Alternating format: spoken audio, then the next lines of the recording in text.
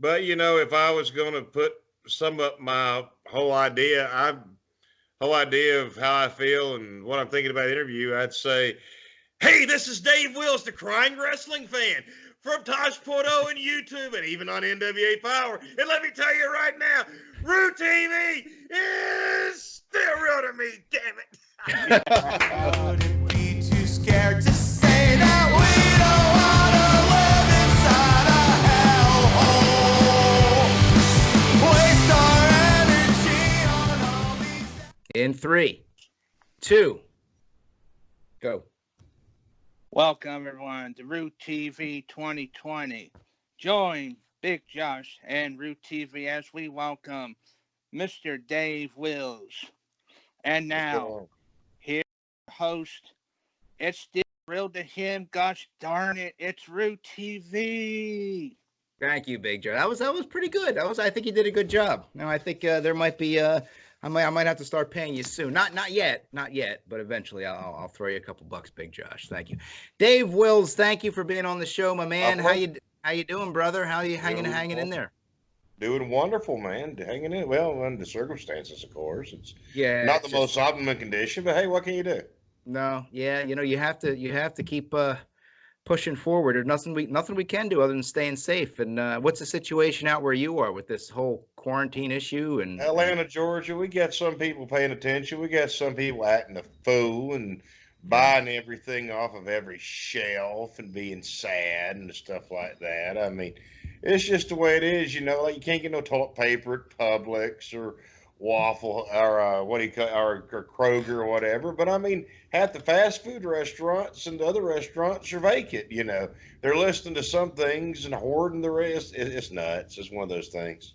Yeah, it's sad. And I mean, to be honest with you, I got about 3 rolls of toilet paper. Not to get too personal with the viewers at home, I got 3 rolls of toilet paper left. I know in a few days I'm going to need some more toilet paper, and I didn't hoard up on it, so it's going to be a mad duck hunt for some toilet paper in New Jersey. I'm in New Jersey, by the way. But I was there a couple weeks ago. Yeah. I mean, it's madhouse. I mean, it's expected though. I expected people to react like this in a dire situation like this. But we're trying to give you guys some entertainment in time. They say that people do this where they can think they're helping, even if they're doing something just a little bit and everything, because they're taking care of themselves or doing something, so it makes persons feel better. Even though in the grand scheme of things, you're really, I mean, if you need it and you're out and you're down to 3 rolls like you are, Rue, hey, I feel you. You need it. Yeah. But I mean, and I understand they got some extra expenses because your kids are out of school for a couple of weeks for sure and more. Okay, I get it. You got to get some kid cuisine or whatever you're chicken noodle soup or something. But doggone it, man, why are people buying 8 cases of water? I mean, we're making a run for nothing. It's like when Katrina hit and everybody in Atlanta decided to go out, I need some damn gas. So what do? They go out to get gas, and what happens? We got $5 a gallon gas. At least they kicked in the pricing structure and said, no gouging, Yeah, well, my theory is the people that are going to be insane lunatics and buy 200 rolls of toilet paper, they've already got their toilet paper. So when the next truck comes in, then I could have some. It's just a matter of when that's going to come in. You know what I mean? Well, Governor Kemp even said that here in Georgia. He said the supply chain ain't broken. You're not going to have to worry about a lot of this stuff because restaurants aren't going to need anything and schools, so there's more for you to buy. Right, exactly. Big Josh, you're hanging out over there. What was that noise, Big Josh? And my mom and my sister just pulled up. All right. Well, I thought we heard a dog. That sounded like a dog to me, Big Josh. Was that Eddie Mozart? Yeah. There we go, Eddie Mozart. Hello there. And who's the dog? That's Eddie, my Yorkie brother. Yorkie. Right now, I'm in total darkness here. Okay. Very nice. Just look. TV. Just going outside here. Yeah. Well, Dave, as Big Josh composes himself, of course, I know it's great to have you on the show. I mean, fellow longtime wrestling fan. I think we both share a passion for professional wrestling. All 3 of us, right, Big Josh? We all do. Yep. Oh yeah. Yeah. Yeah, we haven't really had too many wrestling talks on the show. I mean, we did have CZW World Champion Joe Gacy a few weeks ago, last month on the show, who's a friend of mine. But it's good to have somebody close to the business and somebody who is well known. Dave, for those of you who don't know, I mean, obviously, I would have you on the show regardless. But what is the one thing that we all know that happened 10, 15, whatever it was years ago, that Mr. I believe his name was Daniel Tosh put my good friend Yes. Dave on the show. Explain what happened there, Dave. That whole world. I know you're tired of explaining it on every friggin' talk show. I'll do whatever you need, man. Hey, y'all the booker. I just follow what you want. You All do. right, But brother. Thank you. what happened was at the end of the day, I went to a tribute to Starcade. It was a card in Spartanburg, South Carolina. They had a lot of older wrestlers there. They had a show later that night, and I got to see some guys that I enjoyed: the Midnight Express, Jim Cornette, etc. They had a fan fest with Jim Cornette and the Midnight Express and Terry Funk, hosted by Bill Apter. So they're talking about stuff. Now, a lot of people don't realize that time was an interesting time in wrestling anyways, because that was the week Eddie Guerrero passed. Oh wow, I I was a didn't. big Guerrero fan, as most people were, because he's a guy you just wanted to root for in life, much in Absolutely. wrestling and in life, because he was fighting other things he had. And I was a little bit emotional because I got to meet my favorite wrestler, the Barbarian, for the first time.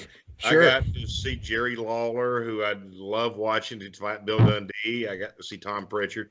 Got to see all kind of guys. Harley Race was pushed in there in a wheelchair, which kind of choked me up because I'm thinking, good Lord, look what he's doing and look what he did. Who knows what these guys are going to face in the future? Yeah. And then same thing with Mick Foley. He was walking around, but he wasn't getting around too well. Well, So I went to ask a question. I said, well, the questions leading up to it is they're like, what would you like to do? What would you like to do? Would you like to have? Who'd you like to have another match with? right.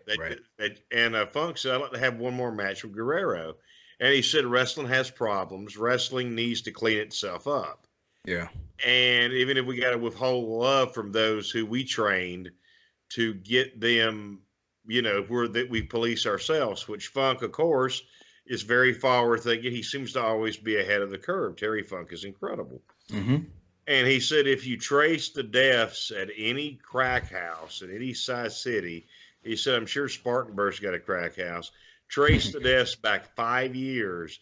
You'll see wrestling at the time had more deaths than that crack house. Oh, absolutely. Yeah. So I was thanking him for what needed to be said, which was, hey, we need to clean ourselves up. We need to do whatever it takes. And That initiate. Okay. So now instead of getting choked up, instead of out there saying thank you for saying what needs to be said, I go, thank you for saying what needs to be said.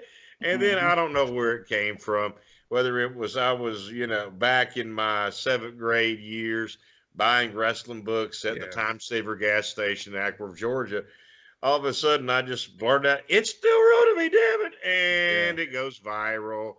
Yeah. And when it goes viral, I found out about it on a tape trader board. Somebody had it as a tagline. I didn't realize they'd seen the video, and I go, "Oh God, the video's out." Because what happened was High Spots put it out as their footage, Right. for promo of the video, and they saw it as very emotional and it touched them. And whoever put it out there, however, somebody saw it, spliced it, and decided, hey, we'll portray this guy as a Southeastern person who doesn't know wrestling's predetermined or whatever. Yeah. I'm okay with theater. I'm even okay with a little sports entertainment. I'm okay with, predetermined, hey, not everything's what you see. I ain't never okay with fake because it's not fake. I mean, is acting fake? Is, football fake? Whether you like it or not, this is an athletic contest. Right. When wrestling's done right, you have all kind of aspects. Whether it's you have theater aspects. It can make you athletic aspects. You have acrobatics. People do flipping, doing lucha. You have all these elements combined. It can make you cheer. It can make you boo. It can make you cry. It can make you stand up. It can make you sit down. It can make you happy. It can piss you off. It can make you sad. Yeah. when wrestling's done right, it's a hybrid form of entertainment that you're paying what, 10 or 20 bucks a ticket. Hey, this is a lot different than having to go on something like, I'm not comparing it to Cats or Hamilton, Mm-hmm. but I mean, it's a lot different, but you're seeing aspects of drama and athletics and all this other stuff.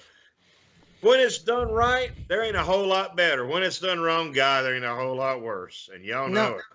no, I hear you there, and the fact that people call it fake is irrelevant because, like you just said, you don't call theater fake, you don't call any kind of drama fake or movies or anything like that, and it is an athletic drama, and when it's done Absolutely.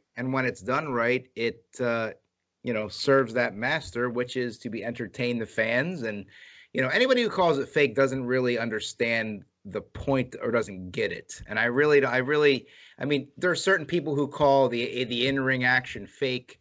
I assume if you look at it as an athletic competition, okay, it's maybe I can see, but we don't. We look But I at mean, it. come on, who in the world is, Yeah, like, okay, they say, well, it's manipulated. You yeah, don't think that whenever teams are playing in football and they get a 30-point lead and put in their third string, sure. that's when they don't blow them out? You don't think that they take it easy and get some more playing time? When they make the playoffs, they give somebody their star quarterback a rest? Yeah. Hey, come on here. Let's get real.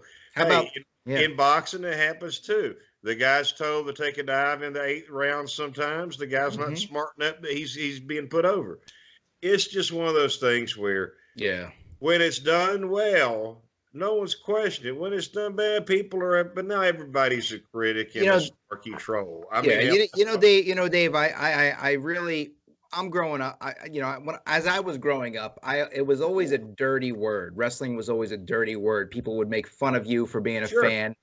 People would look down upon you. I'd feel ashamed to admit it. And then something funny happened. I'm 39 years old. I grew up in the 80s wrestling, and then something happened. Something happened in the 90s. Big Josh, I'm trying to explain something. Where you going? You got a tornado happening in Pigeon Forge? What's going on? Come on now. No, I love me my- some Pigeon Forge now. sorry, All right. sorry about You're that. fine. What I was saying was, in the 90s, once the WCW and WWF Attitude Era and the Monday Night Wars happened, and then it became cool to be a wrestling fan. Then people Sure. got it. People understood what it was. So it was a freeing feeling, for a few years there. But it's a shame that people had to be, and maybe to a degree are still today. I don't think it was as bad as it is now as it was years ago when people would crap on it. But I think now you see people with more appreciation for it Yeah. because they realize, oh man, this What it right is. here's a lot more. You see athletes who played various sports, yeah, and they're like, because you got to get in ring shape. People don't realize the intricacies.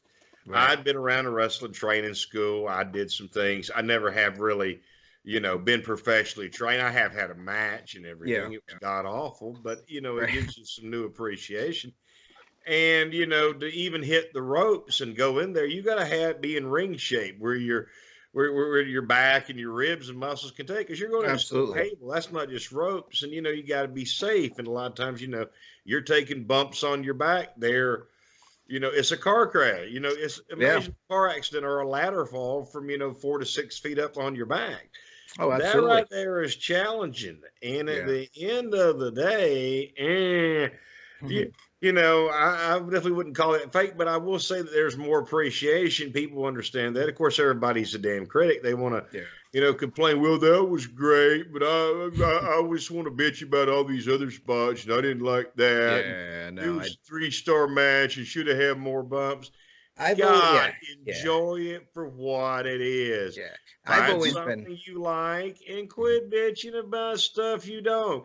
If I go into any restaurant in America, I can probably find something in the menu I like, even if it's a cup of coffee or a Diet Coke. Right. If I go into some place, hey, I might find 4 or 5 things I like. But you know what? If I like it, I'll stick around there and do whatever. If I don't Yeah. like it, I'll go somewhere else. It's pretty easy. There's plenty of Well, no matter what your style is, are there styles I prefer more than Yeah. others? Absolutely. Are there Right. stuff I don't get? Absolutely. Hey, I watch more of what I like. It's pretty easy to my book. Yeah, that's really what it is. And, it's a lot of times with the in-ring action, I'm on the side where I always shy away from shitting on the wrestlers, the in-ring Yep. action, because first of all, I know what goes into it. I have friends who are wrestlers. I've actually taken a few bumps in the ring just messing around. Sure. Matter of fact, in 2011, I tried to go to a training school. Like I said, Joe Gacy run a little training school. I had to bail out because my back was horse shit. And Of once course. once you realize the pain that bumps create when you when you take bump after bump after bump. And I was 30 years old at the time. Like, my back cannot take this, so I can't. Yeah. So I have a respect and an appreciation for that. Where I sometimes get critical is with the creative. If I don't Absolutely. Let me tell you right now. yeah, I'll be critical of creative in a heartbeat, critical of yeah. the office. There are people in wrestling that shouldn't be in there. There are vice presidents that shouldn't be, ring crew. But when you get right down to it, I mean, hey, at the end of the day, and presidents and whoever, directors of whatever. Right. But at the end of the day, the ring talent, I never disrespect them. I'm never going to crap on a promotion. Yeah. I may disagree with certain ideas they have. I may disagree with whatever. But I'm not going to go out there and do that, especially with the talent. Now, if the office is a bunch of morons, I'll call them out, whatever. Yeah. Yeah. I'll express my opinion, but I'm not going to go out there and hate on the talent because, I mean, there's so much good talent out there. And if you go out there and nail somebody for being a jerk or whatever, it kind of hurts the brand if it's a smaller promotion. Right. And you really have issues, and you don't want someone to pull the plug on it if they're being financed or them to, get in the Twitter war. I don't have time for nonsense. Somebody else can have time for that. I just don't. That's just not what I do. Yeah, I got better things to do. Yeah, no, I hear you. Right now, I'll stay hidden in my house. Is what I do. Yeah. It is for people that like to watch entertainment. It's not a bad thing to be quarantined. I'm gonna watch AEW after we get off the show tonight. Absolutely, that's fantastic. Me too. Yeah, Big Josh, I know you had some questions saved up for Dave. Would you like? I think it's good time as any to ask Dave. Do you have some questions? Oh, definitely. I know that when you mentioned, Dave, about the Jim Cornette and the Midnight Express. Sure. I grew up same thing. I was grown up as we say in the South, the wrestling fan. Hey, dude, I'm in Atlanta, Georgia. I grew up in Ackworth. I go to Yeah. Pigeon Forge once in a while. Believe me, I know where you're at. I know what you're talking about. Sure. Yeah, I mean, it's like back then when I was growing up, we had kids in our class that were Hogan fans, WWF fans, but I grew up watching like AWA, NWA. Absolutely. But my question is, if you had to compare, like, what's wrong with wrestling today versus like wrestling that was in its prime back in the day, what would be like the one thing you could take from the prime back in wrestling and apply it to today's wrestling? What would you do? What's wrong with it? That we didn't first start watching it. If we first start watching this, we think this is the best thing ever. Right. I go back to the classic times I like were stuff like, well, I'll give you a quick story. I was watching the UWF, Bill Watts, Mid-South. Yep. And I saw Cortisha Chernyenko and the Blade Runners and Ivan the Kid Koloff were out there. Yeah. Chernyenko was putting the Russian flag over the baby faces, which I thought was horrible. I was growing up in the land of Reagan and the era of Reagan, as a matter of fact. Patriotism high, glasnost, and Gorbachev has not happened yet. Child of 74, I am, 45. Okay. But I thought that was horrible. And then Watt says, you're not bringing that Russian flag out here anymore. You're not going to put it on anybody anymore. The Russian flag's banned. Gilbert and Chernyenko had a problem. Well, Watts and Duggan and others had a problem with that. So Cowboy Bill Watts, Nell Gilbert, stuff like that, comes out next week and says, listen, Mr. Watts smartened me up. I want to give him, I want him to come out here now. Watts won't come out. Legitimacy. He won't come out. Yeah. So it looks interesting right there. Comes out again, still won't come out. Comes out again. Well, let's see here. Finally ask him again. Comes out finally and says, all right, talks to Gilbert and all. Eddie Gilbert says, listen, I'm going to disassociate myself with the Russians. His heel tagged him, the Blade Runners come here. He said, listen, I'm still with the Blade Runners. So it's not totally a snow job. You don't look like you're being played. Yeah, He's not right. getting ready to jump you. I'm still going to manage these guys, but I'm just not going to do anything with the Russians anymore. Well, then Koloff's run down there. Chernyenko runs down there. Gilbert pulls out a small trowel, a shovel, and they beat Bill Watts with it, put the chain around it. Nikita's biting Watts. I even told Nikita on Twitter, I said, I couldn't stand you after this, Chernyenko and all. And then they go out there after beating him with a trowel, bust him up, put the chain around his neck. They put the Russian flag, and then it's like, Jim Roch's heart. They put the Russian flag on the cowboy. Look at that. They put the Russian flag on the cowboy. Look at that. And then I'm like, that was a damn setup. And I'm like, 7th grade, whatever, 6th grade. And I'm hooked. The masterful way of booking they did in Mid-South and UWF. Right. The next match, everybody's hot. Everybody wants to see something. Do they give you the match? No, they don't give you Hacksaw Doug, and they don't give you Chernyenko. They don't give you that. Gustavo Mendoza, the Cuban adversary, comes out there to wrestle. He's in the ring. He's a preliminary wrestler.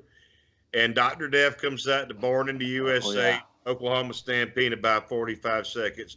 Place comes unglued, and then you see it transition to another thing. That kind of hooked me in. I was all about some UWF. Then what happens? Oh, I ran the Jerry Lawler in Memphis. And God, I love me some Memphis. Jerry Lawler and Superstar Billy Dundee. And, the woman's pet and the man's regret, Austin Idol. God, I love me some Austin Idol. Oh, good times. So Dave, and all. Yeah. Dave, you were... In Atlanta, I got to see 8 hours of wrestling every week on the Superstars Wrestling program with Joe Pedicino and Bonnie Blackstone. So I got to see that every Saturday if I wanted to. I could see AWA, World Class. I loved the Freebirds at the time because they were Atlanta. I got to see Continental Championship Wrestling when I went to see my grandma and grandpa, my mama and papa in Geslin, Alabama. I got to see the Fullers and Jerry Stubbs and Bullet Bob Armstrong and all the stars over there, And I also I was a nerd when I'm a kid. Hell, I'm a nerd now.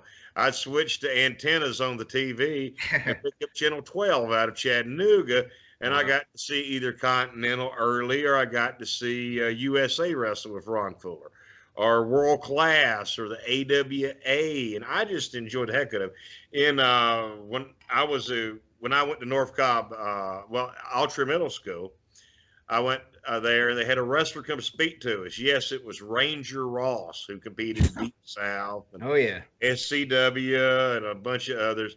And Ranger came to speak to us. So I see Ross periodically. He lives in my hometown. Wow. Randy Rose doesn't live for me. Ravishing Randy Rose and the Midnight Express.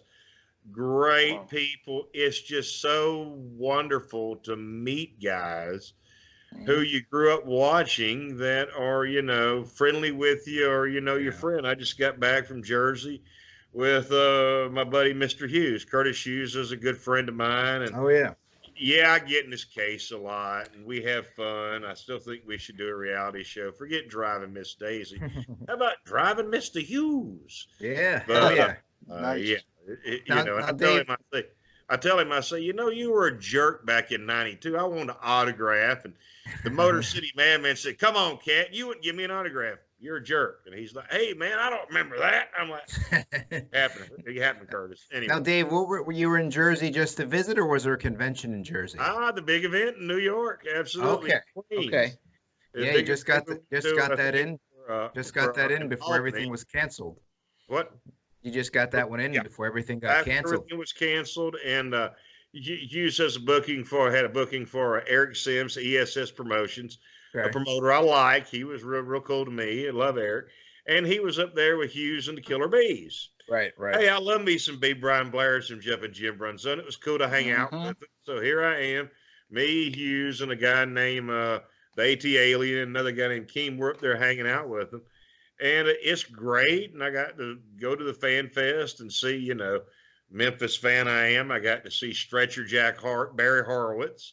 Oh, yeah. That is tag Pat on the back. Pat on the back, right? Pat on the back. Yeah, Pat on the exactly. back. I told him about the thing with I told him the thing with who was it? He had a team with Chick Donovan, who still wrestles, even though he's in his 70s down here. Oh, yeah. Wow. Holy shit. If I see the Chickster, I'll tell him you said. Yeah. I also got to see Pat Tanaka and Paul Diamond, which Pat Tanaka. Yeah, Marty Jannetty just posted a picture of him from back in the day, and I love Jannetty. He's fun. You ever read his Facebook posts? Oh my God, I almost. Yeah, I do. He still likes to party. I don't think that Rock and Roll Express. You know, he was in Rockers, of course, but he's got that party mode. The party, in other words, the party hasn't stopped yet for Marty Jannetty. There's always a party with Marty. I was at a fan fest called WrestleCade. It was fantastic. Yeah, we were there, and Jannetty. Yeah. Jannetty was there and a few other guys, and then the bar got the most heat more than any wrestler because they cut off at night. Okay. Well, then about this time, we're hanging out in the lobby. Right. I'm talking to a couple of friends of mine from Georgia who do a podcast, Myron and Nick, and they're up there and they're like, "Hey, I don't care. I'm going to sit here no matter what. I'm not done for the night. It's 11 o'clock. I want some more beers." What they said. So I'm just going to hang out here, and all of a sudden, this guy named Jimmy, who I never met, comes in there, chook, throws about 3 12-packs, 3 cases on the table. I just want to make people happy. Free beer for anybody. Anybody who can have it for free. Immediately I go, anybody? Yeah. Hold on. Hey, Marty, check this out. What? Free beer from Jimmy. He's like, hey, this is great, brother. So there's many a story about WrestleCade that I'm not going to tell because it will incriminate you. No, I hear you. Well, next time, hopefully, when this whole cluster passes, if next time you do a convention in Jersey, maybe Monroe, Legends of the Ring or something, or even if you just go as just to go there. I like to go there and we'll hang out. We'll have a low. Absolutely. Yeah, absolutely. Now, Dave, question I have for you is now you not only did they play that viral clip of you, of course, on tosh.0, but you did a couple segments for the show and years later. Now you did the gimmick. You did the gimmick in the ring when he came out dressed as the Warrior. I saw that. How was Daniel Tosh to work with off camera? Was he nice, personable? Fantastic. Oh, really? Explain how he was. How was he? Daniel Tosh is real cool. See, here's the deal. We were up there talking at first, and I'd seen DiBiase on the plane. I thought, is he coming out here for me? I'm like, no, David. Of course he's not. He's coming out for a religious convention. No, we actually was in their studio. And then I saw Coco Beware painting his hair and everything. I'm like, oh, my God, they brought wrestlers down here. Right. And then I ran to Sergeant Slaw, and they're like, we got some surprises for. They didn't know it. I was reading a script, as they had a script of prospective questions. Yeah, right. So they asked me questions, and they said, okay, here's the thing. Because I was cracking, I was saying funny things. They said I'm not funny. Right. So I told them, they said, okay, here's the deal. Tosh is the nut. You're the normal guy. You're an extraordinary person. You're an ordinary person in an extraordinary situation. Right. You're normal, Tosh is not. Whatever y'all are booking, hey, I'm getting paid. So that's what I did. And Tosh was cool. He, autographed. I think he autographed the DVD for a friend of mine. They sent me that, and and I'm, they flew me out there and flew me back, and hey, I got to have an In-N-Out burger, and I got to sit around and eat cheese enchiladas with Coco Beware, Ted DiBiase, and Sergeant Slaughter. Yeah. And it was great. A year or two ago, I ran into Slaughter at a fan fest, and I gave him a photo that I'd taken with my camera with me and him and DiBiase and Coco and Tosh and the producer and some other folks. And I blow it up and give it to him. And he said, "Hey, I appreciate this. I saw him recently. I think it was at the Gathering in Charlotte." Okay, He yeah. said, "You know, I got that photo hanging in my office." I'm like, "Dude, I'm hanging up in Sergeant office. He's freaking G.I. Joe. Commander don't got nothing on this man. Forget it, Serpentor. I'm in his office. What the hell are you?" Well, That's let what me I'm talking about. yeah. But Let yeah, me tell Tosh was great. He was a gentleman. You yeah. know, a lot of that's the work. But I Right, mean, you of course, know, hey, yeah. whatever. Hey, it's made him a rich man. He does well. Everybody's got their own niche. It's like you play a part. John Cena plays a part. Ric Flair plays a part. Yeah. Everybody plays a part. Well, Dave, I think you appreciate this story because you brought up Ted DiBiase, and not many people at home know this. Big Josh, you know this. What is my what is my shoot last name? DiBiase. Yeah, I'm a DiBiase. So the weird, for years, everybody been razzing me. Is Ted your father? Is Ted your father? Boom, boom, boom, whatever. Sometimes I would work kids. There's a story out there I wrote in a blog one time about how I worked a kid in second grade, told him Ted was my father. He got pissed off and ended up punching me in the face because I lied to him. Good job. You got it. Yeah. But anyway, I ended up meeting Ted, I want to say about 5-6 years ago. And I said, Ted, I don't know if you know this, but my last name is also DiBiase. My name is Ryan DiBiase. It's my shoot name. So he's like, "Are you serious?" Because at the time he told me he never saw another DiBiase that wasn't related to him. I showed him my license. He literally stared at that gimmick for about at least a good 40, 50 seconds. And he was shocked because he had never seen another DiBiase. And, you know, over the years, I've found out about his father, Iron Mike DiBiase, who was a tremendous wrestler. Actually, I believe died in the ring. Yes, he did. Of a heart attack. My grandfather, ironically enough, I pieced this all together. Matter of fact, less than a year ago, my grandfather was named Mike DiBiase. His father was Mike DiBiase. It's just weird, kind of weird coincidences. Have you done like a 23andMe or Ancestry.com to see if y'all are somehow related? I haven't done that yet. There's I feel like not I should, that many DiBiases out there. If you go back, I tell you a funny thing too. Mentioning your last name, if you go back and see Skandar Akbar when he was feuding with him, you refer to him as Ted DiBiase. And I thought, oh, really? Yeah. Look up Akbar. I love him. No. Over the years, many people have butchered the pronunciation of that last name, but I've never heard Ted DiBiase. That's a new one. I like that one actually. DiBiase, we're going to destroy Devastation Incorporated is strong. Oh man. Okay. No, definitely. Big Josh, did you have anything else you wanted to ask Dave before we keep the show flowing here? Well, I just thought of one. All right. Who was the first wrestler you ever met for an autograph? Oh, interesting question. A lot of me. Let me think First here. one. I'm gonna make a prediction. One? I'm gonna make a prediction. I'm gonna predict it was Oliver Humperdinck. That's not the worst guess, as a matter of fact, but it's actually close. All right. The first show I went to, if I jog my memory, was 92 when Mom and Dad got tickets for me for my birthday to Cobb County Civic Center for NWA. Oh, Ray Traylor. And for NWA. And I believe, if I'm correct, unless I ran into somebody previously, I could have ran into a preliminary wrestler or something. The first autograph I asked for, I believe, and I think he was on the phone with somebody and I didn't get it, but it was Bam Bam Bigelow. He's in the Scotty. Whoa. He's in the parking lot. Yeah, I love me some Bam Bam. Bam Bam was fantastic. Yeah, me too. But I didn't get to meet him and all. And I think Mom got a picture with me. I can't remember, but he was on the phone. Really didn't autograph. I did enjoy meeting Dory Funk Jr. and meeting Lance Russell and Buddy Landel and some folks at that show. Oh, Buddy Landel. I met him a couple times. You met him too, Big Josh? Well, Buddy Landel had a car dealership in Sevierville, Tennessee, 2009. Buddy Landel is a tremendous story that people don't I tell you, the man had some talent. And unfortunately, it wasn't quite used like it should have been. So, here's Dave, not to cut you off, but I've always had this question about Buddy Landel, and I'm sure you've seen more of his work than me. Now, Buddy Rogers was the original Nature Boy, okay? Sure. Then we've got, of course, everybody knows Ric Flair, one of the greatest.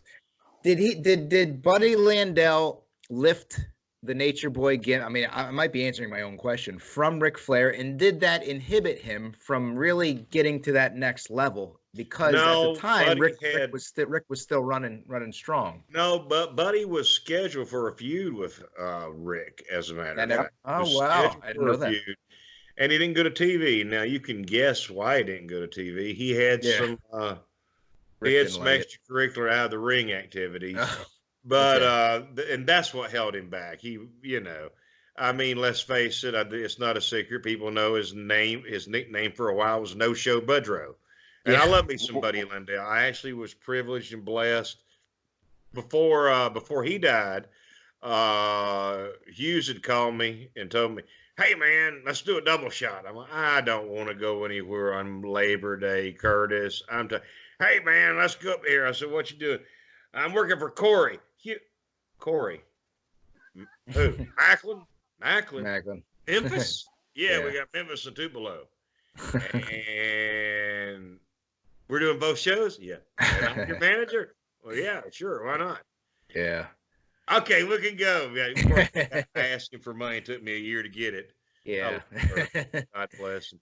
But in the first night, I got a dream come true because I got to manage Curtis Hughes Wow. against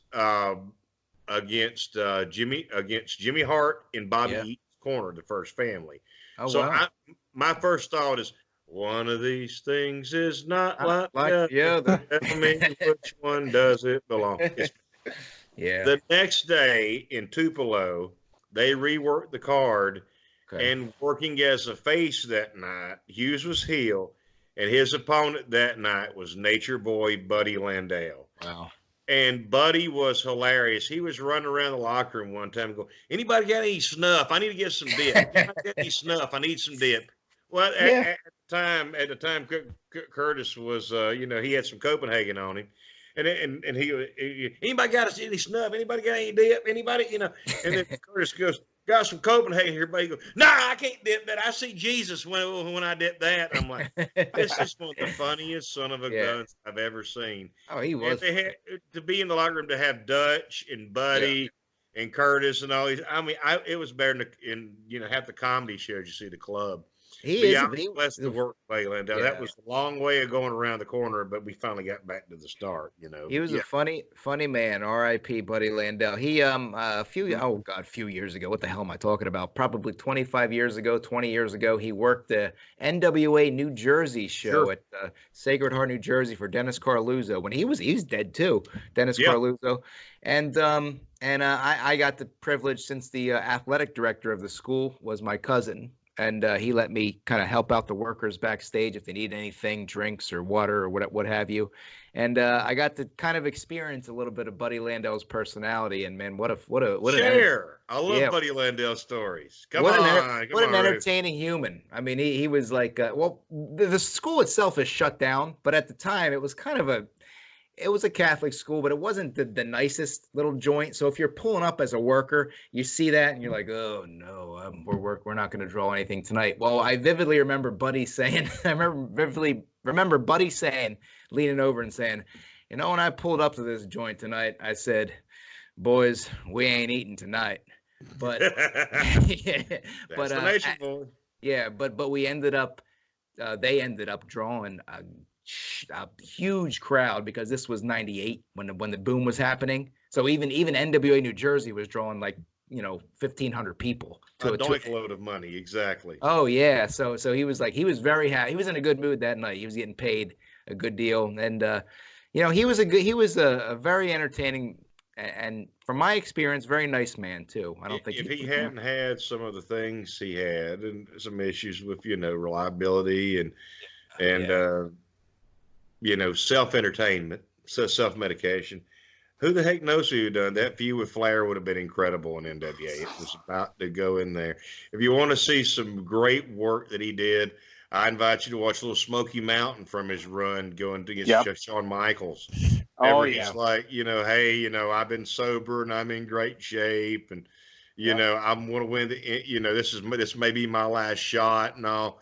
It was tremendous. It was tremendous. I love me some Nature Boy Buddy Landell. Always have. And Bill and Buddy's show in Memphis. Tune in. You got a lot of love that. That was hilarious. And Dave, while it's on my mind, I'll get back to you in a second. I have to tell this or it's going to fade away for another 20 years. During that show, NWA New Jersey, I'll never forget this. I was in the bathroom. Now the boys were getting changed in a high school locker room. Okay, so they had the same bathroom that the kids would basically use. So I'll never forget this, and it's not an intricate story, but it's interesting. The most interesting piss I've ever taken in my life.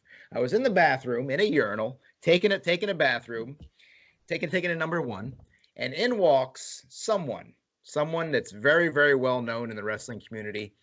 He is, well, I'll just, for lack of a better term, pissing in the stall next to me. And as I look to my left, the person going to the bathroom to the left of me, in full gimmick, in full blue jumpsuit with his hair done, the Honky Tonk Man. So I couldn't. I was like inside. I'm like, oh, what? Okay, all right. Well, I'm taking a piss next to the Honky Tonk Man in full gimmick. HTMPs too. Yeah. I said hello to him, but it was a little bit too awkward to have a conversation. So like, hey, how you doing, Honky? All right, good to see you. And then I just walked out, washed my hands. So I didn't want to. That's unbelievable experience. I had a fun experience with Mr. Ferris. When the video came out, it went viral before it was Tosh.0. Yeah. He's like, what a goof. I sent him an email. I said, thanks. Hey, I can't believe it. You're the Honky Tonk Man. I've been a fan of you from Memphis. He was doing a show. He said, hey, I want to have you on my show. I'm like, oh my God.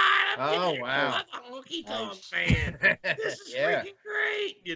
And we had it was a great interview to talk to the Honky Tonk Man. I've seen him a couple of times. And, I said, there he is, Roy Wayne Ferris talking to me. You're a legend. I'm like, you're the Honky Tonk Man. I love it. He's hilarious too. He's a funny. Anybody watching at home, YouTube Honky Tonk Man shoot interview or any interview, even just you'll be entertained for hours. Now he did get inducted. Sometimes stuff blends together, but you guys can help me out. He got inducted last year or the year before to Hall of Fame, right? I think, right? Yeah. Okay, good for him, because that was a holdout for a while, and he 100% deserves it. He was a fiction. With that too, it's also, well, does Vince think he can make you any money by putting him in there? Do you want to sign over you want to sign over your gimmick and your license? Yeah. What do you want? It's a business decision, just like they got to put WrestleMania in a training center. Yeah. Until something else happens and Orlando shuts them down, then they can move it. That way they get insurance. But it's a work, but it's a shoot, but it's big business. Hey, someone said, well, maybe WWE do the right thing. I said, they're going to do the right thing. They're taking money from MBS. How the hell are they going to do the right thing? No. Now, Dave, during the speaking of WWE, during the Monday Night Wars era, were you a Nitro faithful, or were you a Raw faithful, or did you flip or watch one and tape the other? What were you? I had a VCR. I didn't care. Oh yeah. Same with me. And that Nitro replay helped me a lot. They would replay Nitro directly, I think immediately after Nitro ended. So Raw ended and then Nitro would restart. So if you missed anything on Nitro, you can just catch it. But man, I do miss that era, man, and that's why I really like the competition going on Wednesday nights between NXT and AEW, because I have flashbacks and of that era a little bit anyway, to a smaller degree anyway. You know what's bad is I'm not the only one. Some people used to tune in avidly to both shows. Now, granted, I'm a lot different than years ago. That's 20 years ago, whatever. Now I'm 45. We all got shoot jobs and stuff like that. Right. But I'm thinking to myself, I've noticed before, I'm like, man, I used to watch him and record him and I still record, but there are times I'll just delete it, not even watch it. I'll read. I'll read the results or I'll read the Observer still or whatever. Or whatever another website. It's sad. It really is. When I'm sitting here, and I used to be an avid Raw fan, back in the day, and I'm sitting there and I got 3 hours. I got 3 hours of content of Monday Night Raw sitting on my DVR, and 9 times out of 10, I'll either fast forward, Yeah. or just say I gotta watch something else. Well, here's the thing. You asked earlier what was missing, Josh. I think what would be a hell of an idea. You got some guys who can still go, who are a little bit older. What would it hurt? Okay, you hadn't got your guys over yet. You got to get your younger talent over. You got them swapping wins and wins. Okay, if everybody is even, Steven, nobody's winning. Okay, because everything's a tie. Why not bring some of the legends in there? Bring in a Barbarian or a Mr. Hughes or somebody. Give them a couple of squash wins over some enhancement talent. Yeah. And then have them face a young guy and put them over like they did with MVP. Yeah. Give me something to surprise me. Yawn. Don't make me want to go to sleep and treat it like a Nightal or whatever your sleep aid of choice, Zequel. I mean, come on. Yeah. Oh, yeah. Yeah, no, that's it. I'm sure those veterans would be more than happy to put the kids over and get a paycheck and get some exposure in the process on. And well, here's the thing: when that happens, that their booking fee goes up because they're worldwide again. Sure, absolutely. If you give them a month, and then hey, if somebody's great, you can go ahead and keep them on and everything.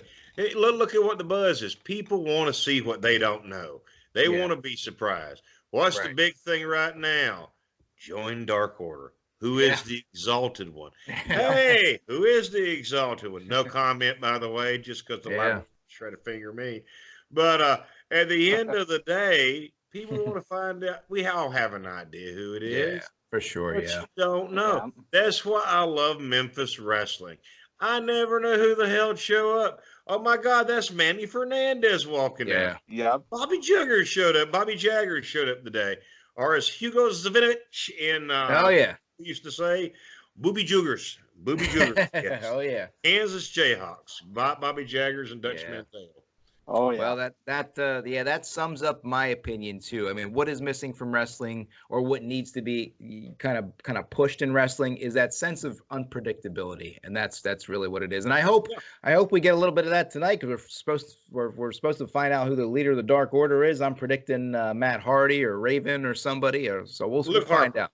Brody Luke Lee. Harper. Okay, Luke Harper. Yeah, I love Brody Lee. big fan of Brody Lee. Big fan of Brody Lee. The man has all the talent in the world, and he really had. Same way I met the Ascension when I was up in New York. Connor and Victor.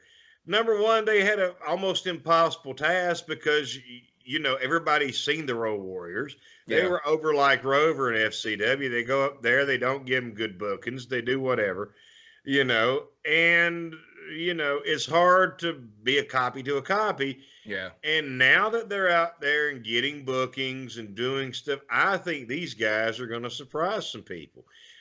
All it takes is a fresh start. Look what happened to Gallows whenever he got out there and was doing other things with TNA, New Japan, and Machine Gun Carl Anderson. I mean, you can't, Drew Galloway or Drew McIntyre. You can reinvent yourself, and then they're begging to hire you back. It's just one of those things. Yeah, that's the reality of it.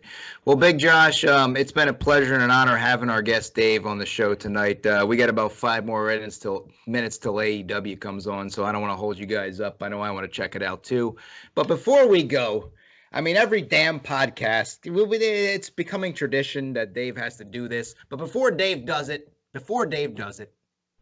Big Josh, can you tell us if Root TV is to you, or is it still real to you, Big Josh? I'm just curious. It's something I was pondering in my head right now. Is it? Are you over it, or is Root TV still real to you, Big Josh? It's always still real to me. Damn it, still real to me. All right, damn good. Now, Big Josh. Now the money question. The money question goes to Dave, of course. Dave, take it away. Tell us if Root TV is. Well, let me tell you something. I really enjoy talking to Big Josh and you, Ryan, and really have enjoyed this. But if I was going to sum up my whole idea of how I feel and what I'm thinking about the interview, I'd say, hey, this is Dave Wills, the crying wrestling fan from tosh.0 and YouTube and even on NWA Power. And let me tell you right now, Root TV is still real to me, damn it. Beautiful. Beautiful. Awesome. Thank you, Dave, so much for being on the show. This was a pleasure and an honor, and I love talking wrestling with you, buddy. My pleasure. I'm at your disposal. I'm a tool. Use me. Invite me back anytime. Be glad to come. Absolutely, bro. We'll have you on anytime to talk wrestling and whatever else. Stay safe, man. All right. I mean, I know it's a tough time for you guys watching at home. I mean, it's kind of weird because we're talking about wrestling at a time when everybody's talking about the end of the earth. But you know, that's what you got to do. We try to lighten up the mood, and that's in general, that's what pro wrestling is, to give you a diversion from the everyday life. So thank you. It's been cathartic for me because I'm a news junkie. I'm following that. Hey, I appreciate the opportunity to come on the show and talk to both of you guys, and you know, think back to the childhood days when wrestling was what I really enjoyed. And you know, somebody else will think that something else is better or something else is worse, but doggone, hey, I've had some great opportunities and pretty blessed. And, you know, and at the end of the day, you know, it's a little bit morbid, but if I do wind up going sometime soon, brother, hey, it's been a hell of a ride and I've really enjoyed it. And, damn right. You know, hopefully we'll all be here for years and years and to come, and we'll rebound and be bigger than ever. Hopefully not my belly, but at the same time too, you know, hopefully things will go back, economy and, you know, country and all, and everything will go well. But, you know, it's been a heck of a ride. Just hold on tight. We can work through this. We're resilient. We got through September 11th. We'll get through this. Damn right, Dave. Don't lose your mind. Don't buy all the toilet paper. Save some for Ruth. Save some for some. I do.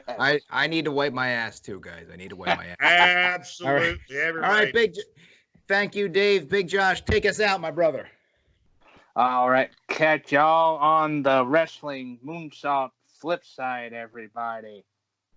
Deuces. It's still real. It's still real to me, too. Damn it. Amen.